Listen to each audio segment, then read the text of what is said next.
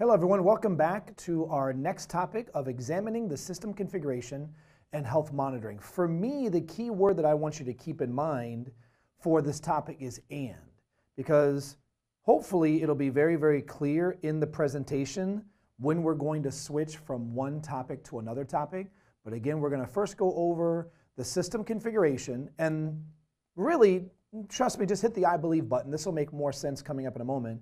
But honing in on the keyword system configuration, and then we'll switch about midway point through the presentation and get into our second subject, which is going to be on health monitoring. So what did I mean a moment ago when I said really honing in on this word system configuration?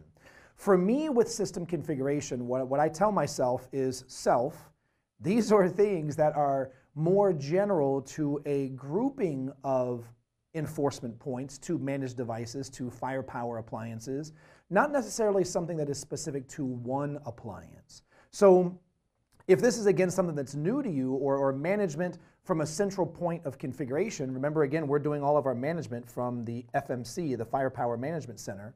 Again, if the concept of managing an enterprise or a grouping of devices from one single point of administration is somewhat new to you, then keep in mind that there are some settings that are going to be universal almost, or applicable to multiple devices, and that's again what we're talking about here. So system-wide, in my mind, when I think of system configuration, I think of system-wide. So again, let's go over some of these basics. One more time, it's going to be under system in the FMC, the Firepower Management Center GUI, under configuration, and we're going to be able to choose from, if you ask me, quite a large list of options from here.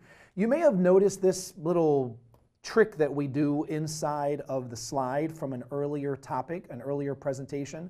Folks, all this is telling you is, hey, there's a lot more things here that we could show you, but we've truncated it just to make sure it fits nicely and legibly on the slide. So really what I'm trying to say here is nothing to do with the technology, it's more to do with the presentation. Just understand that there's going to be more things when you're looking at this. Maybe you're following along with me in the topic, but when you're looking at this live and in the real world, those little jagged lines are simply letting you know, hey, there's going to be a little bit more here than what we've just displayed for you on the slide. We're trying to keep things focused and keep things relevant.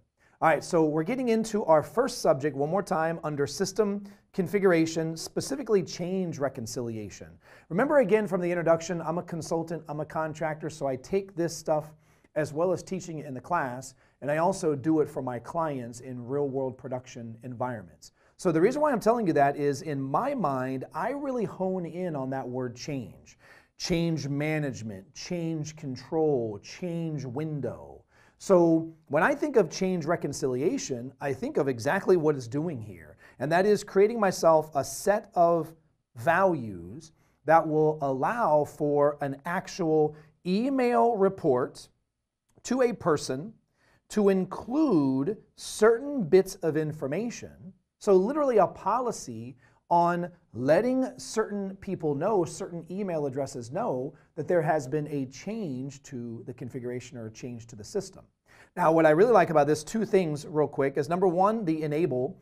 Sometimes I just want to configure something, but I'm not ready to actually roll it out. So again, I can leave the enable button deselected. Sometimes I have configured something, and literally the notifications are keeping me from being able to do my job. Folks, wait until we get into the subject of events, event correlation, notification, and monitoring of events. There literally are times where you just need to be able to take a breath and figure out the problem instead of constantly being notified of the problem. So maybe that's the scenario here where you understand that there have been changes, you understand that you're getting these notifications, you just want to turn them off for a little bit while you have time to focus on what's going on. And then the last part that I like right here are these two little check boxes. For example, including the policy configuration and show full change history. Folks, in my opinion, this really depends on who will be reading this report. Sometimes, based on the person's role, maybe a full security administrator, this full amount of information is going to be exactly what they need.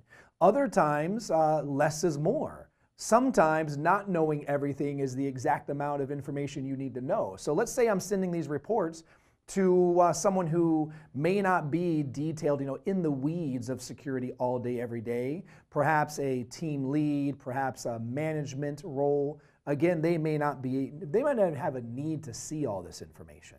And then my third scenario, as you've heard me say before, I am just security at the core. So sometimes some of my examples are a little bit militant, but you might be in an environment where you're simply not allowed to, because of compliancy or because of regulation, to be able to send some critical, more specific information out into the wild. So you might have to remove these check marks because of the recipient, because of the transport network. It's going to someone who, for example, I've got a client of mine who's a police department, law enforcement. They are not CJIS certified or Florida Department of Law Enforcement certified to be able to see certain systems. So again, the third scenario that I'm going over here is simply to whom the notification is sent, and do they need all this information? Are they even allowed to receive all this information? All right, let me get out of the weeds and just kind of move forward. The next one is going to be the database. Remember, these are the database entries for events happening on the appliance. So what we can do is set up external connectivity, literally through a Java database connector driver, a client software that you download and then have to install, so you can enable communication between the Firepower Management Center, the FMC, and this external device. This external device that I cannot stress enough is getting a read-only access to our database on the FMC so they can do other queries, maybe other correlation of the events. Perhaps you have yourself a third-party tool that may not be better, may be better, but that's not even what's important. You just may have standardized on running your queries. You have established reports from this third-party tool, and you want to be able to use it to query the FMC database. So you can set up that external connector. All right, now we're getting into time synchronization and email notifications, starting again here with time synchronization. So we go on down to the time option, and you're used to this by now. You've watched several topics of mine. Sometimes I like to go backwards over a slide or some information to save the best for last. So that's exactly what I'm going to do here. I can go through and say that I want to set my clock either manually on the local configuration or in the local configuration. Folks, I'm not saying don't do this. I'm just saying be careful. Being old school, setting it manually in the local configuration kind of reminds me of walking around my house where the clock on the nightstand says one time, the clock on the DVR says another time, the clock on the stove, and then the microwave, all these local settings of time. Again, what I would rather is time from an NTP source, literal server providing standard or reference time that we can all query to. But this is why I'm saving this for last. This is absolutely my favorite. You remember, again, this is from the Firepower Management Center, or the FMC, as you keep hearing me abbreviate. You know, we've gone through several topics right now, several videos that you've watched. So get ready, I'm going to start abbreviating things. You know how much our industry likes TLAs. So you're going to hear me say FMC a lot just to try to be more efficient with our time. But again, you can literally have the Firepower Management Center serve the time via NTP to its managed devices. So that management connection that's already being used to, let's say, the Firepower 9300 series, for example, can also ride over that same connection and serve time. All right, now getting into our second subject on the slide, which is email notifications. Notice, through which host? The relay host. What is going to be the port number if it's changed at all? Does my host, my relay host, require any authentication? And then also, what's going to be the from address? Actually, guys, excuse me for a minute. I'm getting my signals a little crossed here. Again, down here, does the relay host require any authentication? And then again, if that host requires encryption, what is the encryption method? The last thing I want to talk about right here are actually these two values. Number one is, I have to say, in pretty much every time, I'm going to ease up and say almost every time I've done this, I've had to go to the relay host and authorize, enable the from address to be a valid sender. So forget about the presentation stuff, forget about the book stuff, let's talk real world for a moment. You are very likely going to have to configure your mail relay server to allow emails to be sent from this new address. And then last but not least, anytime I see a test button And we'll see it several times throughout the GUI in these topics that we present here. But anytime I see a test button, I want to click it. This is all, in my mind, a chain of links. And anytime I can test from link to link, from component to component, along the way to building, validating the full configuration, I'm going to do it. So absolutely, in my opinion, use that test mail server settings button. All right, guys, we're continuing on to, once again, devices, platform settings. If you ask me, the key word here again is platform. Understand, and this is a really, really good review from some of the topics before, we have images, if you will. Just firepower image and firepower with threat defense images. So you might have yourself a legacy ASA that's only running firepower image. You might have yourself an ASA non-legacy that's running firepower with threat defense. You might have yourself a firepower appliance, of course, running firepower with threat defense image. So my point is here, with these different platforms that are available to us, we might want to have policies. So let's start putting these words together. Policies are, in my mind, settings. System configurations are going to be a group of settings. So here it is, a group of settings for an entire platform. A different group of settings for a different entire platform. So what this screenshot here is showing you is your ability to go in and set values. Notice we've already talked about, for example, setting time, but again, creating a policy that is going to be for a platform by platform basis. Really nice options, once again, as you've heard me say before, to be able to work smarter, not harder. So once again, we're able to go in and set all of this on the Firepower Management Center, and it gives us the ability to set values, set settings that are going to work for a collection of devices, not so much on the individual managed device, but as we said in the last slide, on a platform by platform basis. Once again, guys, working smarter, not harder. All right, I hope you remember from our intro just a couple of minutes ago that these last few slides was the first half of this presentation. Again, getting into system-wide configuration settings, even all the way on down to platform-specific settings. And now that we're done with that, we're going to get into the second part of this presentation, which is, again, health monitoring. Folks, let's keep this simple. Understand, please, that there are certain modules inside of the Firepower Management Center, inside of FMC. We can add these modules into a health policy. As a matter of fact, we'll see this coming up in a moment, but there is already a default health policy. These modules are run by default every 5 minutes, and they do exactly that. They run against the managed device to check various aspects of that managed device. Well, there might be scenarios where I want to take something out because no longer applies to the managed device, I want to add something in, or I just want to monitor the health of the managed device itself. So that's where we're starting first, which is, again, the monitoring status. So please understand we have ourselves a couple of different states, if you will. Yes, I know that there are, well, excuse me, here you go, there's another one. I know that there are more cute little icons on this slide than little dots that I put in, but you got to understand that there's a relationship between these two different green checks. So let's go over them real quick. Again, the red X, I cannot be more serious. This has nothing to do with the managed device, nothing to do with the Firepower appliance. It is all going to be, as the book is saying here even, the module itself. So there's a problem with the module. Guys, we could have ourselves a check, a monitor module that has ran against the managed device, and it comes back with a critical status or critical state.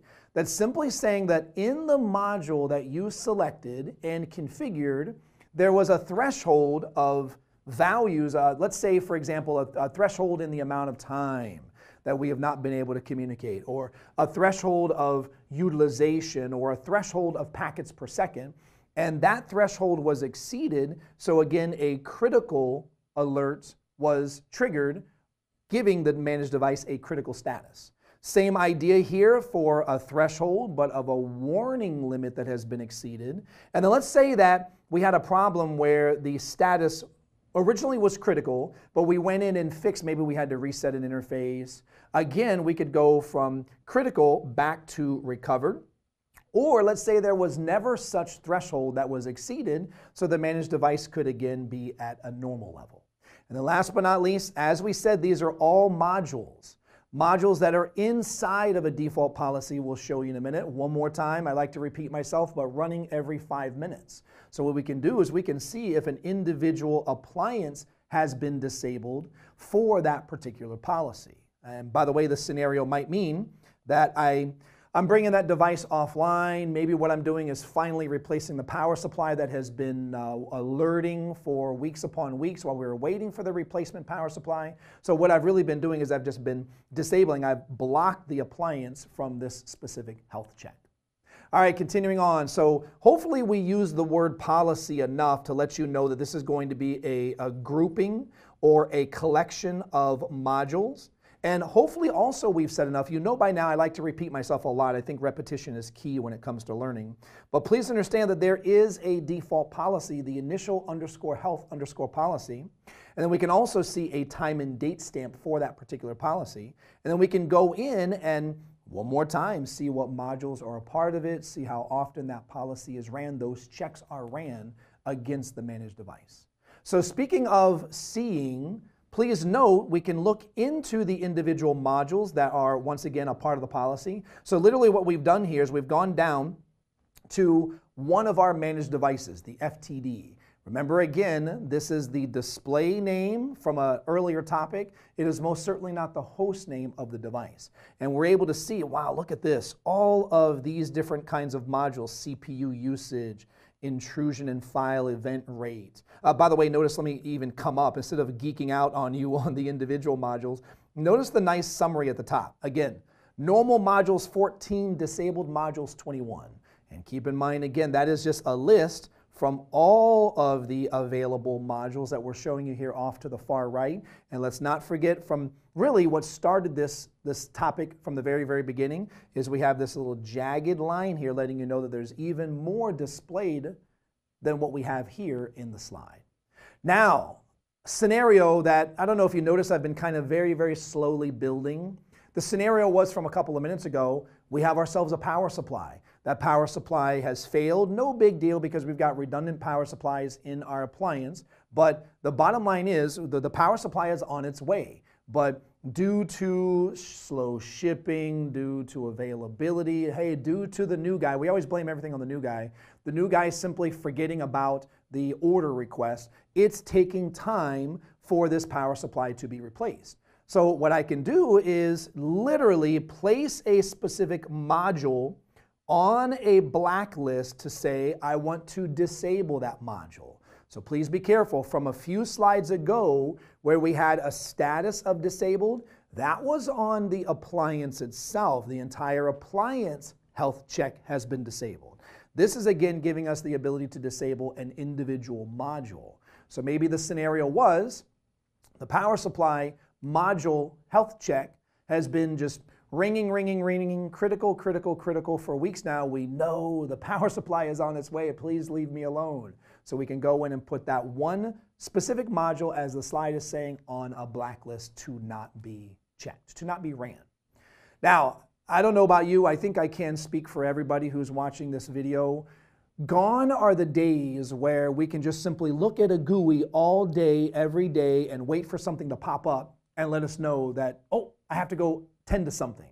Again, our lives are way too busy to be able to focus in on one little thing all day, every day. So really, while we're out in the weeds with our users, maybe helping them find the any key or changing the paper tray on the mailroom printer, what we can do is when certain modules run for health monitoring, and again, a specific severity is triggered, what we're able to do is say, for this severity level on this particular module, I want to be alerted, for example, to this email. So notice we can do an email address. Excuse me, got those letters. Email address. We can do an SNMP trap, or we can do a syslog event. So folks, really I'm just going to leave it up to you. Me personally, as hardcore of a security person as I am, I like to get everything off box as much as possible, so I absolutely say syslog. I have one client that doesn't even want to talk to me about a new system being deployed until it's been tied into, for example, SolarWinds. And again, with the scenario that we were talking about a moment ago, if you're out in your office or in your campus doing work with the users, you want to, for example, have an email come to your cell phone. So I'm going to leave it up to you as to which of the alert types you choose, but of course pick them for your particular environment. And the last but not least, before we finish up this subject, we can also define a timeout for the threshold if you feel it is necessary. In my opinion, I like to set up these alerts and then go a little while, and maybe later on I realize, wow, I'm just getting notified about this way too much, so we can go in and put timeout options on it after the fact. Or said another way, and all the times I've done this, I've never set a timeout from the very, very beginning. All right, guys, that is it for this presentation one more time on our system configuration, system-wide settings that would apply to a multitude of managed devices, even on down to the platform type, and then finishing up with our health check on specific modules, modules that are predefined for us, modules that we can even put on a blacklist if we don't want that particular check ran. Thank you very much for listening. Talk to you soon.